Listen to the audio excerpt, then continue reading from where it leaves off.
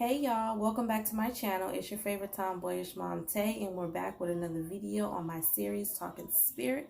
So before we jump into the video, I want to go ahead and say smash that like button, give this video a great big thumbs up. As always, share, tell a friend to tell a friend so we can make this a trend. And if you want to become a part of our tribe, stay connected and stay aware, definitely subscribe. So let's jump right into this video. All right, so as you can see from the topic, we're going to be discussing grieving in general, but mainly grieving with Orisha. Now, this topic honestly has been, I don't know why, it's been on my mind for a while to do, but I didn't really know how to get the content together. I didn't really know what I was supposed to say. And as I was sitting here thinking about it, and I actually made a comment in a video that I just put out doing my daughter's hair about my mother being diagnosed with breast cancer. And I feel like in that moment, my ancestors or spiritual guides or whatever you guys want to call them were pushing me to talk about this topic because it's a significant topic. It's something that we all go through in various parts of our life. So first thing I'm going to start off with is, what is Orisha? So Orisha is basically, depending on who you're talking to, but my personal perspective of Orisha are deities or energies that are here and present to help us get through different obstacles in our lives. Each Orisha represents a particular aspect of your life or a characteristic. Let me see if I can give you an example. So for Shango represents justice. Yemonya to some people represents the woman in her later stages of life. Now, I don't mean like 50 years old. I mean the woman who is done with her clubbing. She's the family woman. She wants to be at home raising her kids. Whereas some people will say Oshun is the opposite. She's the woman that's still living her life like it's golden. But at the same time, Oshun represents creativity. She owns the womb space. That's generally who women and men go to when they're having fertility issues.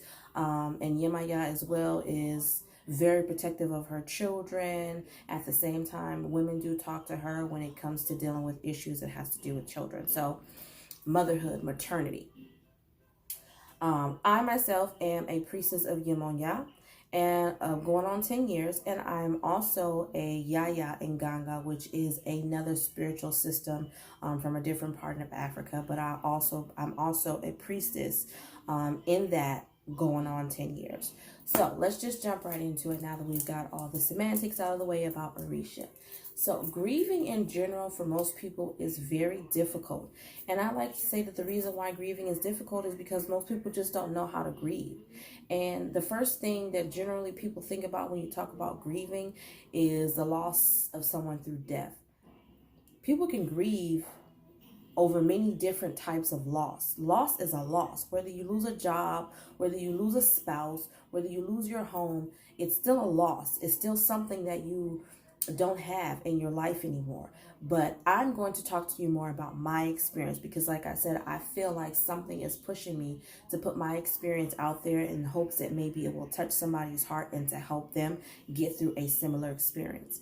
So I've lost both of my parents at a very young age, and I mean they were very young.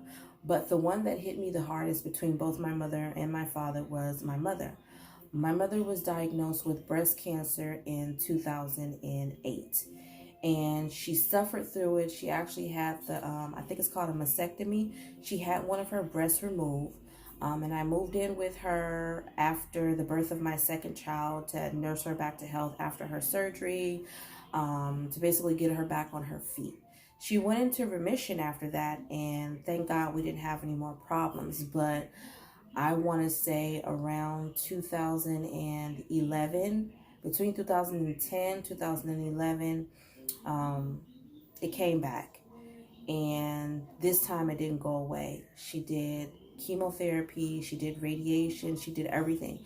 It got to a point where me and a god sister of mine and a god brother would literally, when I say literally, I mean literally, just to keep her from experiencing severe pain every day, because she lived with pain every day. She took Benadryl, Percocet, there were so many different pills, nerve pills that she took on a regular basis, just to try to help her maintain some sense of sanity because of all of the physical pain that she was going through. And you got to know, at the same time, she was going through her own grieving. She was losing herself physically. She was losing a battle that she couldn't win, which was the battle to survive, the battle to live. There was absolutely nothing that she could have done to prevent what was getting ready to happen. Like I said, from 2008 to 2011, she was in remission. She didn't have any issues. Why isn't my phone focusing? I'm trying to get it to focus because I want you guys to see me. Okay, there we go. But yeah, she went through extreme pain most days. She did do chemo. She was doing radiation again. But like I said, for any of you guys who have had relatives or who have gone through this yourself, doesn't necessarily have to be with breast cancer, but with any type of illness, but specifically cancer, when you're going through radiation and chemo, I mean, the side effects of that sometimes can be devastating and sometimes can be more traumatizing to a person's psyche and body than the actual disease. So that's pretty much what my mother was going through. But like I was saying before, and this is one aspect of grieving with Orisha, or how it was able to help her in this situation. She had moved in with me, and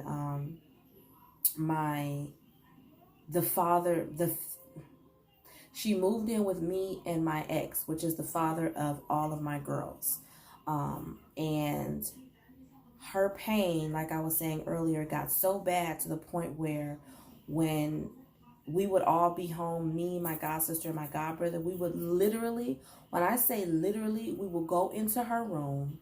We would smoke out her room with different types of incense to create a spiritual environment so that we can all get into basically a deep meditative state.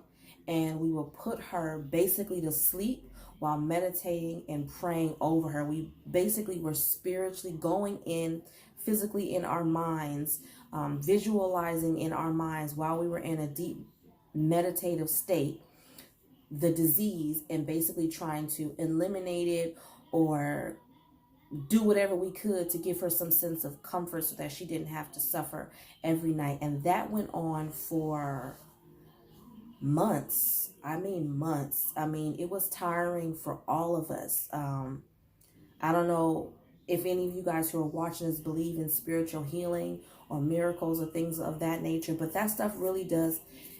I won't say that stuff. Those things really do happen. And I'm going to get into that in another video where I talk about the power of manifestation. We were manifesting good, positive vibes. And it wasn't just as simple as saying words. We were completely quiet. We use spiritual incense. We use spiritual colognes. I would make a spiritual bath, or sprinkle it in the room. Everything that I could possibly do to clean her room, her environment first. And we would all go in there, close the door, and like I said, just put ourselves in a deep meditative state and allow whatever was going to happen spiritually to happen, where we would literally relax her, calm her. And that actually brought her a lot of comfort, and I'm glad. So in the process of her going through what she was going through, she received a lot of spiritual help. She went through various spiritual consultations, sessions of divination with multiple people in the community, and it got to a point where in one of the final stages of towards the final stages of her transitioning, it was revealed in divination that there was basically nothing else that we could do. We had basically extended her life as far as we could extend it for her. And at that time, she hadn't gotten that news yet from the doctor. You know, that dreadful conversation where they say, this is how long this person have to live. We hadn't gotten that yet. So this was all just coming from spirit, that it was getting ready to get to that point. So I want to say not more than, we all lived together, I want to say for about a year, we went through that with her for about a year. So I want to say through spiritual meditation, us using the energies around us, our spiritual guides, the three of us together, we were able to give my mom an extra year of life. I want to say a couple of months after that, she moved out due to differences amongst everybody in the household.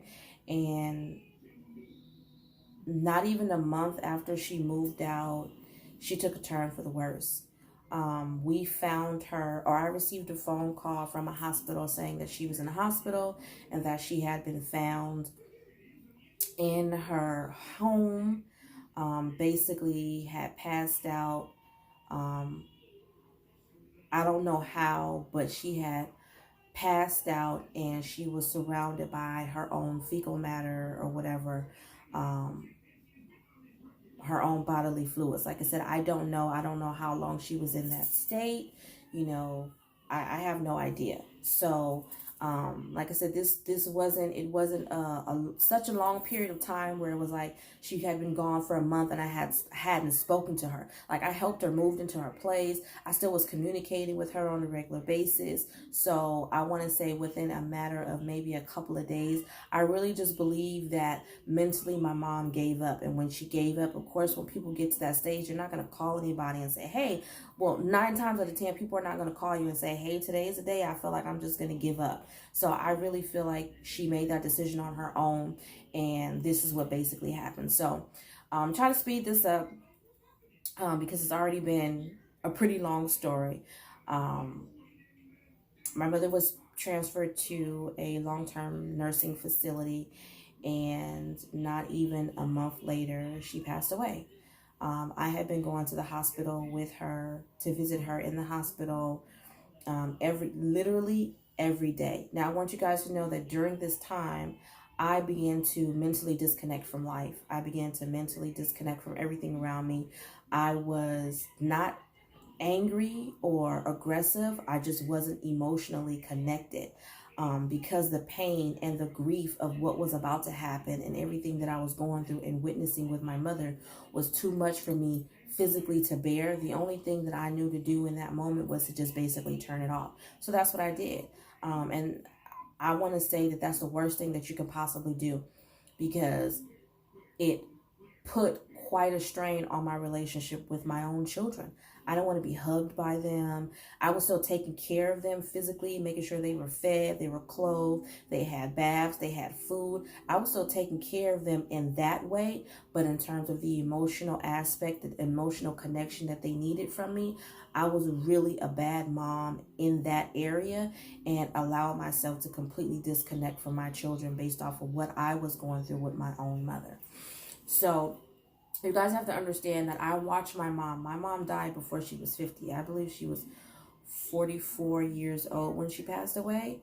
And literally, we look like twins. So imagine somebody looking like me, and then through the course of 1 month, they go from looking like me to looking like someone that's 90 years old. Her hair completely fell out.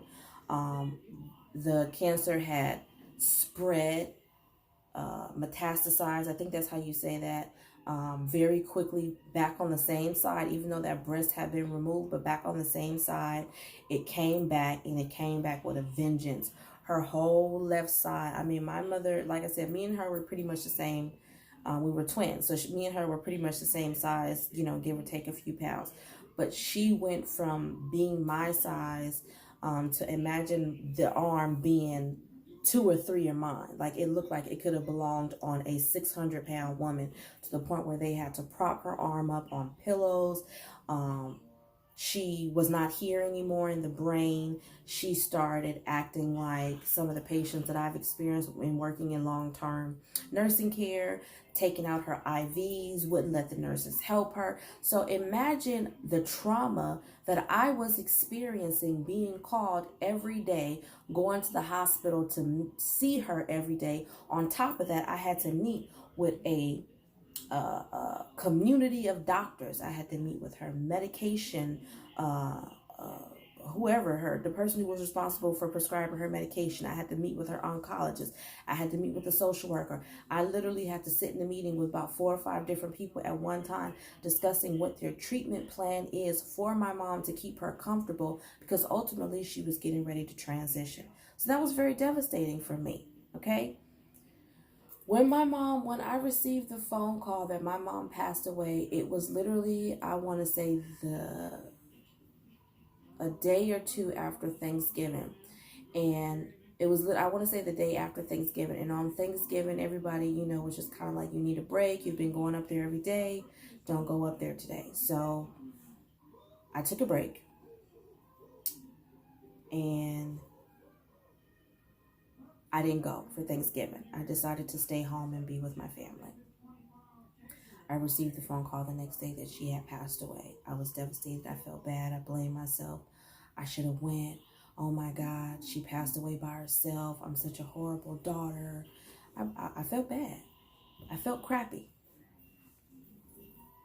Hold on, you guys. I think I hear my baby and I don't want him to fall out the bed.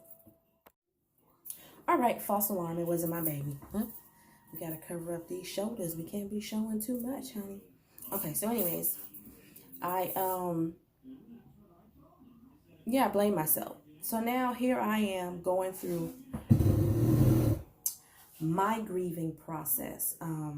Like I said, I had already began to disconnect from my children.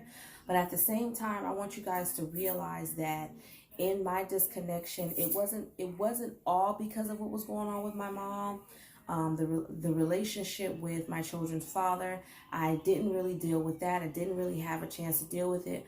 My father died even younger than my mom. Literally a week after I found out I was pregnant with my very first child. So my dad didn't even get to meet any of his grandchildren. He passed away while I found that I was 6 weeks pregnant with my first daughter, my eldest daughter. He passed away. So that, and then my grandmother died, and then my great-grandmother died. This is all within a course of 7 years. I went through all of this. So here's where Orisha came into play. Now, I've already given you guys one example of how grieving with Orisha or going through things with Orisha, when you have a good spiritual community around you as it pertains to Orisha worshipers, how it can benefit you, because me and my spiritual family were able to extend my mother's life. Okay. And when I tell you that the doctors were surprised and astounded at the fact that she even lasted that long after it came back, so things like that are possible. She was able to receive comfort outside of your usual Western medicine techniques, okay? And I'm grateful for that. Now, focus, focus, focus, focus. Hold up, guys. Let me redirect. Okay. Now, let's deal with actual grieving when you're dealing with pain of someone transitioning or dying. These are words that were given to me by someone in my spiritual community, an elder priestess of Oshun. She says to me, and this was her own experience, she says to me, people don't know how to grieve. And even if they did know how to grieve, the way that this person grieved is not necessarily going to work for you, and vice versa. She said that she went through an experience whereas people were telling her, hey, this person is in a better place now. And it made her feel some type of way. And I could relate to that because people were telling me the same thing too. But the reason why it was upsetting for me is because in that moment, it's like you don't care about that. You know what I mean? People can call it selfish, but I feel like I have a right to be in my feelings. I'm not saying that I'm not happy that my mother is not here suffering anymore, because of course it was unbearable for me to watch. So imagine how she feels, and she's the one that's actually going through it. However, is it so wrong? Am I so much of a selfish daughter to say that I still miss having her here in the flesh? I don't miss having her here in the flesh in pain. I miss having my mother here. Now I have to figure out how to live, how to still move on with my life now not having this part of my life around anymore, still being someone's daughter, but not having a mother or a father around to continue on that relationship.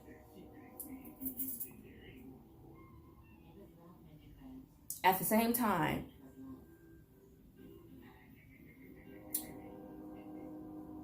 how do I say it? I mean, to sum it all up, like I said, grieving is different for different people. Everybody is not going to grieve the same way. My main focus for doing this video, and I'm going to allow Spirit to just kind of talk through me right now so that I can get the message out without thinking about it and being in my head. But the main focus of this video is to say that when you surround yourself with good people, it doesn't matter what their religious or spiritual background is. But for the sake of this video, what saved me from being in a padded room, tied up, was the fact that I had a spiritual foundation, was the fact that I had people around me that was saying, hey, don't fall off the deep end, we're still here. I had people around me that were not making me feel bad for being where I am. And that's pretty much where I started. And so I want to encourage you guys, those of you who are going through any type of grieving in your life, whether it be because you just lost a loved one, a relative, a friend, whether you just lost your job, whether you just lost your house, has been foreclosed, whatever the case may be, you and your spouse has separated, you and your husband or you and your wife has separated. Nobody can tell you how to grieve. The only time that I can see grieving being a problem for anybody is when your grief starts to prevent you from living and functioning in society. However, at the same time, you still need to take time out to take care of you, to look at yourself in the mirror, go sit down in a quiet corner and say, you know what, today I'm going to deal with this. Today I feel like I need to cry, so I'm going to cry. Today I feel like I just want to stay in the house and drink wine, so that's what I'm going to do. I don't encourage you to become an alcoholic. I don't encourage you to seek comfort in outside forces such as alcohol or marijuana or anything like that.